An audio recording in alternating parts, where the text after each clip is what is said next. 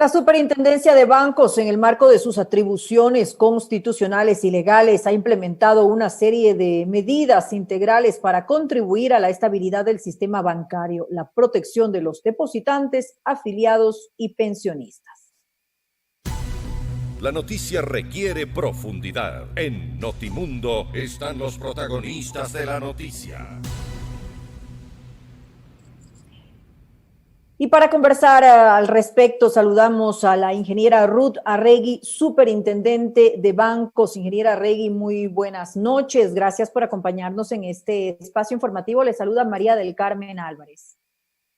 Buenas noches, María del Carmen. Qué gusto saludar con usted y con los asiduos seguidores de FM Mundo. Gracias, ingeniera. La pandemia del COVID-19 pues no solamente ha traído consigo problemas sanitarios, obviamente, sino también una crisis económica grave, no únicamente para nuestro país, sino también para el mundo entero. Y para esto es necesario tomar medidas que protejan pues al sector económico, al financiero, a los ciudadanos. Y justamente eso es lo que está haciendo la Superintendencia de Bancos. Analicemos entonces cuáles son las medidas que está implementando esta institución para un poco contrarrestar la gravedad de la situación que vivimos actualmente. Gracias. Mire, efectivamente la Superintendencia de Bancos ha venido haciendo una serie de recomendaciones. Usted sabe que el regulador natural, de acuerdo al Código Orgánico Monetario Financiero, es la Junta de Política y Regulación Monetaria. Sin embargo, con normativa secundaria, también la Superintendencia de Bancos puede hacer algunas regulaciones. En el marco ya de la actuación propiamente, ha sido la Superintendencia la que ha venido recomendando una serie de actuaciones a la Junta para, en principio, justamente como usted lo acaba de señalar, que la emergencia sanitaria, que además está originada en una pandemia COVID-19, lo que produce es el confinamiento de las personas para evitar el contagio. Y ese confinamiento, a su vez, impide que los microempresarios, que los hogares, que las familias puedan trabajar de la manera regular como lo hacen. Y si no lo pueden hacer, entonces eso quiere decir que disminuyen sus ventas, disminuyen sus ingresos, al menos en el caso de las MIPYMES, ¿no? Y ese confinamiento y esa disminución lo que produce es que entonces haya una especie de estrés por parte de las MIPYMES o de los hogares en cómo honrar entonces las deudas, ¿no? Y para no generar mayor presión, se generó esta medida de alivio financiero, así es como se la llamó, que consiste justamente en el diferimiento extraordinario de las obligaciones crediticias. ¿Esto qué quiere decir? Quiere decir que efectivamente usted extraordinariamente va a tener un plazo para que pueda cubrir esos créditos o esas cuotas de los créditos. En principio, eso produjo una resolución 569 en donde se dio un plazo de 60 días. Pero lo que sucedió es que usted recuerde que también el COE nacional y los COEs cantonales tienen mucho que decidir respecto de la semaforización, dada las características de la pandemia. Y entonces, en esos 60 días, algunos de los cantones todavía no habían regresado a semáforo amarillo. Y si no hay semáforo amarillo, entonces no había actividad económica. Entonces fue necesario extender el plazo. El plazo se extiende hasta el mes de septiembre, ¿cierto? Ahora está extendido hasta el mes de septiembre, pero además por el efecto de la Ley Orgánica de Apoyo Humanitario. Y efectivamente está hasta septiembre. Esa es una medida importante, tan importante es esta medida que fíjese que hemos llegado alrededor de 10.800 millones de dólares en saldos del diferimiento. 10.800 millones han sido diferidos. Exacto. Imagínense ustedes, eso significa más o menos casi un tercio del total de la cartera. Ahora, yo tengo una pregunta sobre esta medida específicamente. Estamos hablando, obviamente, de los beneficios que tiene esta medida para las pequeñas empresas, para las pymes, para las personas naturales también, ¿no? Pero, ¿cuál es el beneficio de este diferimiento, digamos, extraordinario de los créditos para las instituciones financieras? Porque es un dinero que no ingresa y, por lo tanto, es menos dinero en el sistema financiero. Claro, entonces por eso es que, y muy bien usted me preguntaba, por eso es que las medidas tienen que tomarse en conjunto, ¿no es cierto? No es posible tomar una sola medida porque usted muy bien hace el análisis que en este diferimiento entonces usted lo que tiene es una cartera que está diferida y que para recuperarse van a pasar 60, 90, 120 días. En ese sentido, la superintendencia recomendó también hacer un fondo de apoyo a las MIPYMES, a los hogares, etcétera, etcétera. ¿Con qué cosa? Con la cartera que ya ha sido aprobada por parte de los multilaterales, ya sea el BID, la CAB, el Banco Mundial, incluso el mismo Fondo Monetario Internacional, y nosotros hemos creído que con eso, en principio, ¿no es cierto?, poniendo un fondo que sea alrededor de $1.000 millones, diga usted, con eso podría entonces hacerse un refinanciamiento de esta cartera que está siendo diferida, pero ya para darle alivio a las empresas, a los hogares, etcétera, etcétera, en el largo plazo, en el mediano y en el largo plazo. Es decir, poder refinanciar ahí sí a 4 o 5 años, etcétera, etcétera. Entonces, esa es una medida importante, pero el fondo tiene que ser un fondo con un patrimonio autónomo, con un fideicomiso, con un reglamento que sea absolutamente específico. Ahora, este fondo, exclusivamente para hacer eso. ¿Este fondo, ingeniera, no estaba dentro del programa Reactívate Ecuador? No, fondo no está todavía constituido, no se ha conformado todavía. El programa Reactívate Ecuador sí está vigente, pero ese programa tiene 4 ventanillas que son distintas formas de financiamiento, que no tienen un solo propósito, que no tienen un solo ejecutor, que no responden, por ejemplo, a una misma definición en el reglamento, que las condiciones bajo las cuales opera no son las mismas para todos. Es decir, depende a la ventanilla que usted se acerque. Si usted se acerca a la ventanilla, y lo otro es que todavía no está conformado todo el programa. Por ejemplo, lo que tiene que ver con la CFN, todavía no han llegado los recursos del Banco Mundial para hacer garantías. Entonces, son distintas condiciones y eso también tiene problemas a la hora de ser ejecutado. Es decir, el fondo que ustedes están proponiendo como superintendencia de bancos aún no está definido. Sí, mire, no está todavía, hemos estado en conversaciones con el Ministerio de Economía y Finanzas, al principio estábamos ya de acuerdo.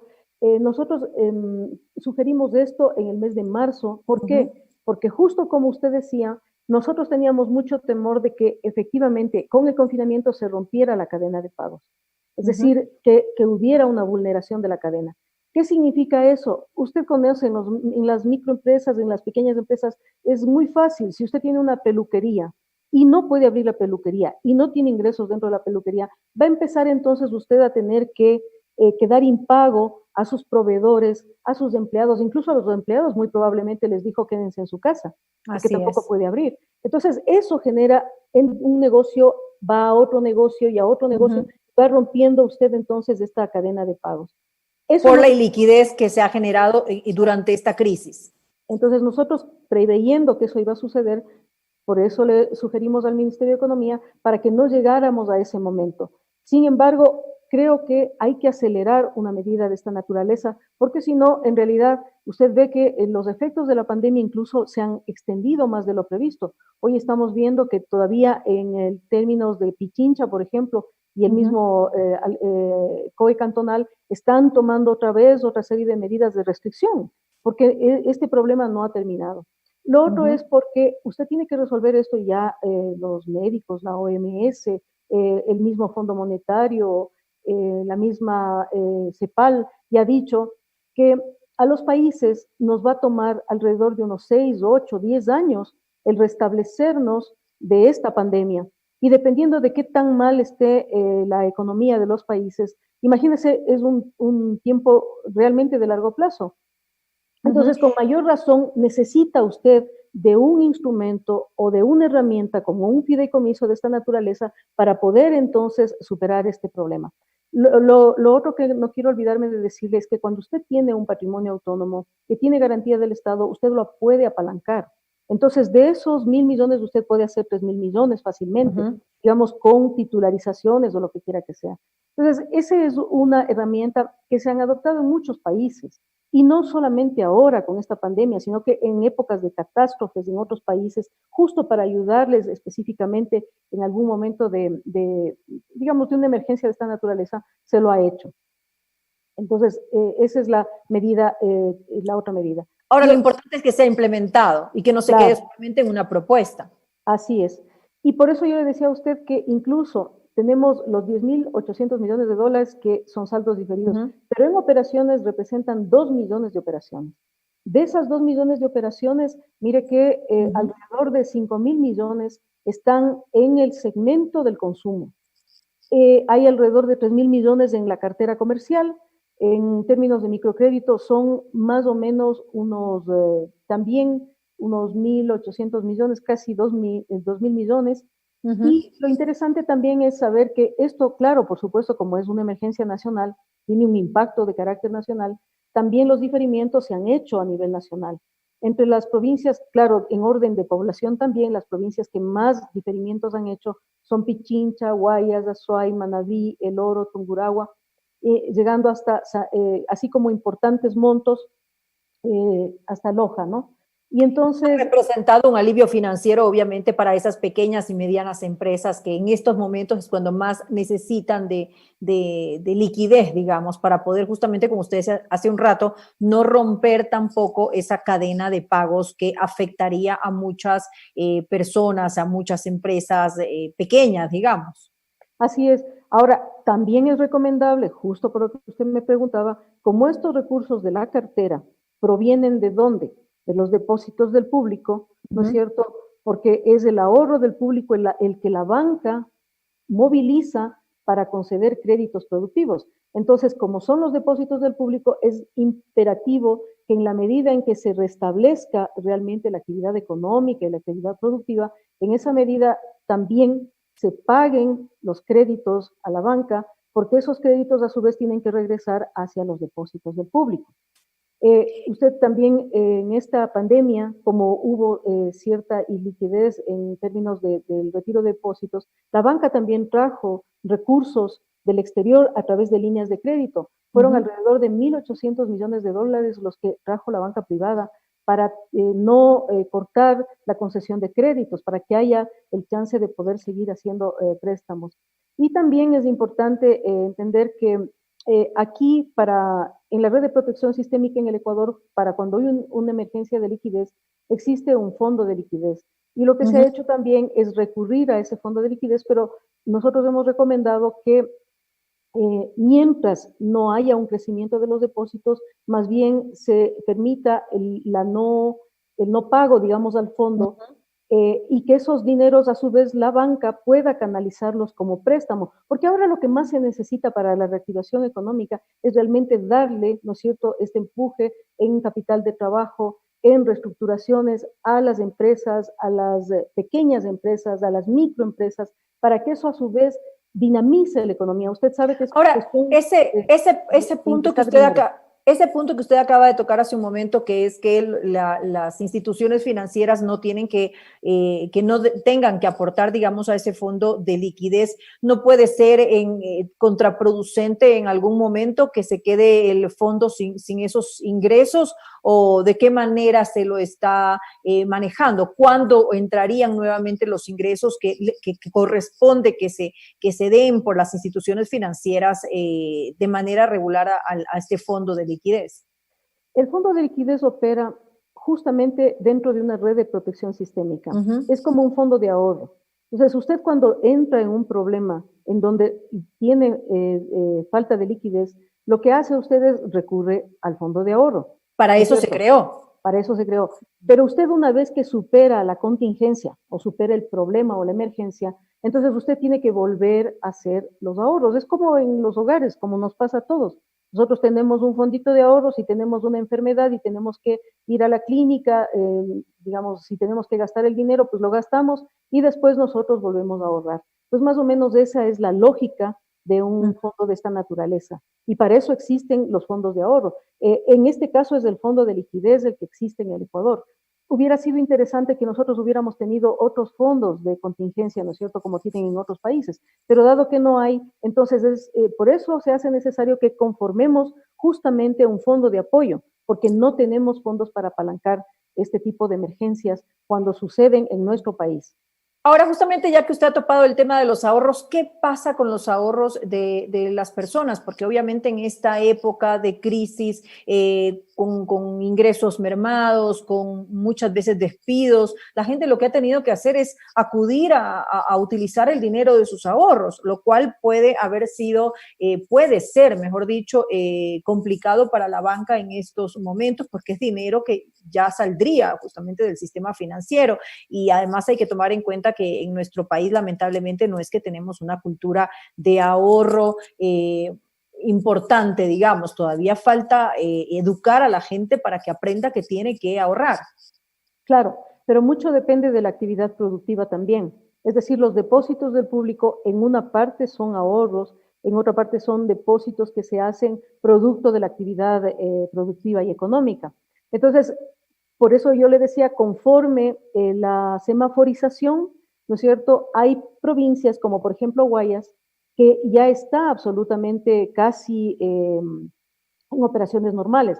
Entonces eso hace que regresen los recursos de los depósitos a las cuentas de depósitos. Sí es verdad que hay una porción que, bueno, usted ha oído que son 250,000 más o menos los que han salido de la seguridad social. Eso significa gente que ha quedado en el desempleo. Entonces, de esos 250,000, evidentemente la gente ha recurrido a los ahorros que tenía en las instituciones financieras, pero por eso es necesario que usted, en cambio, tenga cómo bajar estas expectativas negativas de los empresarios y de los microempresarios, precisamente a través de una línea que les dé capital de trabajo. Y ellos a su vez puedan restablecerse productivamente. También es importante el mencionarle que nosotros como Superintendencia de Bancos a los bancos privados en enero de este año les instruimos la capitalización de al menos el 73% de las utilidades que obtuvieron en el 2019. ¿Qué hace eso? Las utilidades hacen varias cosas. Primero, la reinversión de utilidades le permite a las instituciones mejorar los niveles de tecnología, pero también le permite mejorar los indicadores. Si usted mejora los ratios, es decir, los indicadores, usted a su vez puede liberar recursos para hacer préstamos. Entonces, esa ha sido una cosa importante porque entonces el sistema financiero en este confinamiento y ante esta pandemia, digámoslo de alguna manera así metafórica, hoy le llaman el túnel. El sistema financiero entró, el sistema bancario, perdón, privado, entró robusto en ese túnel. Ahora, ingeniera, antes de finalizar esta entrevista, otro punto que no quiero dejar de analizar y que también es necesario es el correspondiente a las tasas de interés que resultan tan importantes en estos momentos, que haya pues una reducción de las mismas. Eso obviamente no le corresponde a la Superintendencia de Bancos, pero sí puede hacer recomendaciones a la Junta de Política y Regulación Monetaria y Financiera para que se tome esto en cuenta y de alguna manera se bajen las tasas de interés que se dan por créditos que ahora y en los próximos meses, yo diría que hasta el próximo año 2020, 2021, 2022, la gente va a necesitar créditos, pero a tasas de interés razonables. Claro. Ahora, usted acuérdese que los precios en las distintas industrias no responden a un decreto. Es un absurdo pensar que uno puede bajar precios a través de un decreto. ¿Cómo funcionan los precios en la economía y en los distintos mercados? Funcionan precisamente a través de la competencia. Entonces, lo que hay que favorecer en el mercado financiero es la competencia de las instituciones. ¿Cómo usted mejora la competencia de las instituciones en términos exactamente de lo que usted está hablando? Acuérdese usted que nosotros en el Ecuador hasta el año 2008 teníamos 8 segmentos de crédito, 8 segmentos. Eso genera más transparencia y más competencia. Hoy tenemos 22 segmentos de crédito y entonces lo que tenemos es realmente una opacidad terrible y esto a su vez lo que genera es arbitraje regulatorio. Es decir, en el fondo, cuando usted tiene este tipo de medidas que no son medidas técnicas, lo que usted está consiguiendo es excluir a las personas en lugar de incluirlas financieramente. Entonces, la recomendación que la Superintendencia ha hecho y ha hecho los análisis, los estudios y ya los ha hecho llegar a la Junta de Política y Regulación Monetaria es que efectivamente revise, haga un análisis de reducir los segmentos y en la medida en que se reduzcan los segmentos, usted va a crear más competencia y si crea más competencia, entonces la competencia va a hacer que los precios bajen. Esperemos que sí. Esperemos que sí, lo que usted dice es importante. Y si eso sucede, también nosotros vamos a tener, créame, seguramente una respuesta de parte de bancos internacionales que entonces, viendo reglas de juego claras, viendo una competencia, viendo estándares internacionales, van a venir al Ecuador y cuando ellos vengan al Ecuador habrá mayor competencia y mejorarán los precios y la calidad de los productos y servicios financieros. Contamos con eso y esperemos que se cumpla, porque definitivamente en nuestro país es necesario tener unas tasas más competitivas en las instituciones financieras para poder justamente acceder a mejores créditos por parte de los ciudadanos, que en este momento lo vamos a necesitar tanto. Le quiero agradecer a la ingeniera Ruth Arregui, ella es superintendente de bancos, por habernos acompañado en esta entrevista. A usted, María del Carmen, muchas gracias.